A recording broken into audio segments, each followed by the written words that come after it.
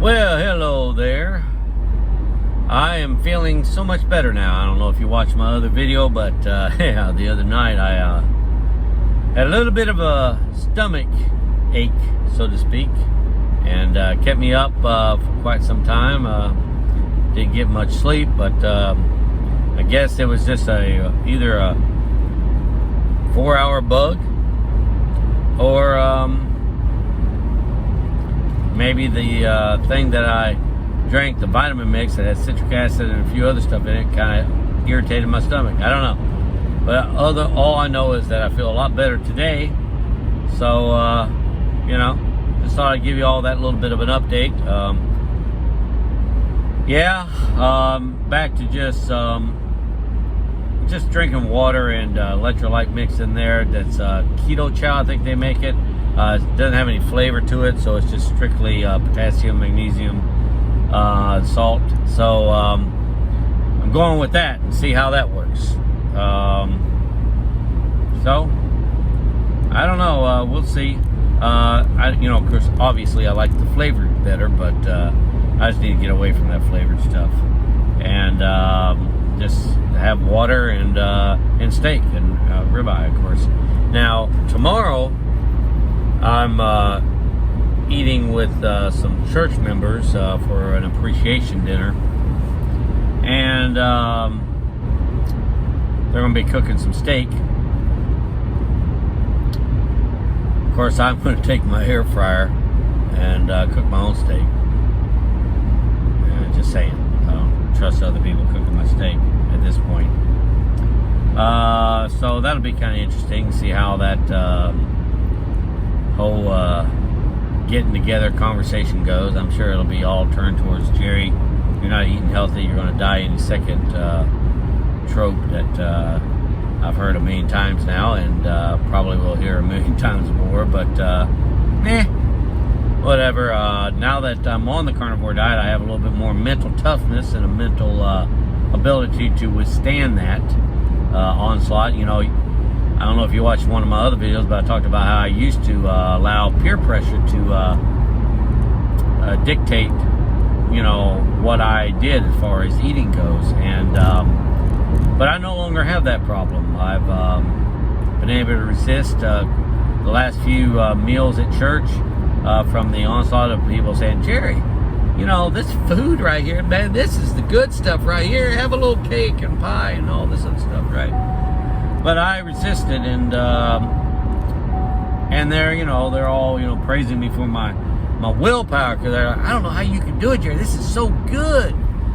And I'm just like, well, it's not willpower, because if I relied on willpower, I'd fail all the time. So it surely ain't willpower. It's by the grace of God and the simple fact that I've got all of them toxins out of my body that was keeping me hooked to that stuff. When you're no longer craving it, it's really easy to turn it down. Of course, like I say, the social aspect, but I've not been a social person anyway. I don't really go out and hang with people and this and that, so that's never really bothered me. It's just that, when you go to church, and, I'm at a Baptist church, and they really love to eat. So it makes it a little bit weird when I'm not eating what they're eating.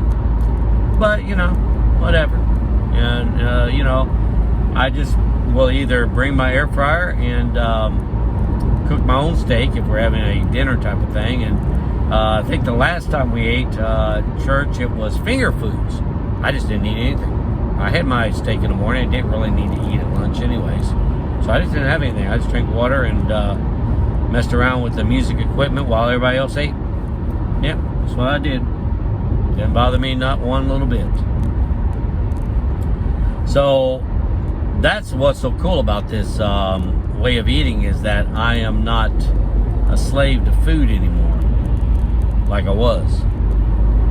And I don't think most Americans or most people even realize that they're slaves to food. And because their whole lives wrapped around it. I mean, think about it.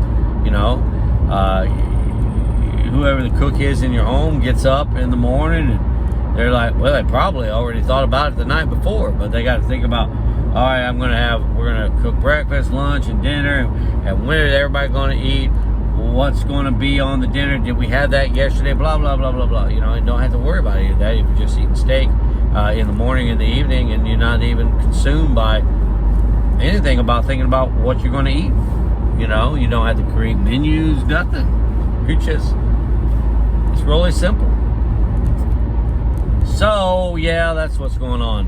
Also, I don't know if you can tell in the video or not, but my nose has got a little scraping on it, mainly because I have extremely bad allergies, and I use this water bottle thing that I squirt up my nose to rinse my nose out because I have such bad allergies. And every once in a while, the facial tissue, even though I get the softest facial tissue ever, if you're doing this 365 days a year, I'm going to have a raw nose eventually. So now I got to let this heal, which, by the way, I can't do my nose thing until I let this heal, which is going to cause me other problems, but I digress. I have noticed, though, that I haven't really had to use that nose thing to clear out my nasal passage as often as I used to prior to Carnivore Diet. Now, I don't know if it's just because I started Carnivore Diet September 3rd and we're getting into winter months and there ain't that much for me to be allergic to or what have you, although I am allergic to mold, dust mites, and cockroaches. I don't really know if it's just because there ain't that much of it right now and that's why, or if it's because of the Carnivore Diet. Probably won't know that till springtime and summertime when I really suffer with it, whether or not that's having any effect on it. But other than that, yeah, that's all I really got for y'all guys today. Nothing else I can think of. But like always, don't forget to hit that like button right down below. It does help my videos get out there to let other people know about the Carnivore Diet.